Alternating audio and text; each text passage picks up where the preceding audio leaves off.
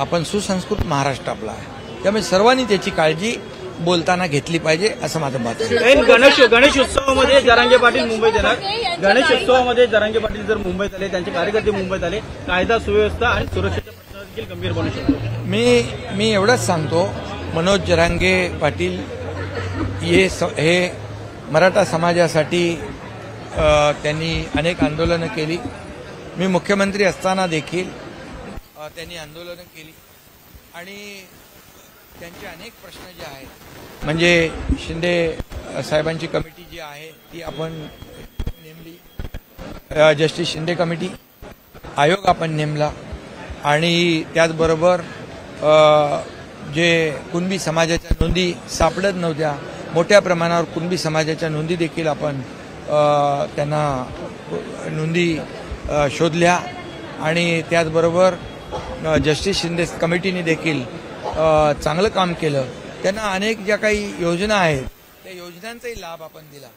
त्यामुळे मला वाटतं की आंदोलन करण्याचा अधिकार प्रत्येकाला आहे, परंतु आपल्या आंदोलनामुळे इतर लोकांना त्रास होणार नाही याची काळजी आपण घेण्याची आवश्यकता आहे.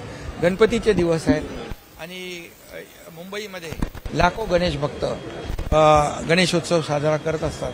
तर माझी मनोज जरांगे पाटील यांना देखील विनंती वजा आवाहन आहे की ठीक आहे, आंदोलन करण्याचा अधिकार प्रत्येकाला आहे, परंतु अशा परिस्थितीमध्ये गणपती काळामध्ये गणेशोत्सवामध्ये त्यांनी जे काही तारीख आणि वेळ जी काही निवडलेली आहे ती मला वाटतं गणेश भक्तांची, मुंबईकरांची गैरसोय करणारी ठरू शकते आणि म्हणून त्यांनी जरूर याचा आम्ही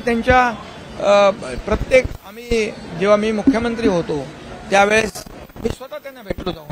मी स्वतः काही आपले निवृत्त न्यायाधीश ते गेले, कमिटी गेली, आपले मंत्री त्यांना भेटले आणि त्यामुळे सर्वसामान्य मराठा समाजाला न्याय देण्यासाठी ते झगडत होते, झगडतायत, भांडतायत, आंदोलन करतायत. फक्त एकच आहे की आपल्या आंदोलनामुळे या ठिकाणी कुणाची गैरसोय होणार नाही याची काळजी त्यांनी घेतली पाहिजे आणि या गणपती काळातल्या आंदोलनाबद्दल त्यांनी पुनर्विचार केला पाहिजे.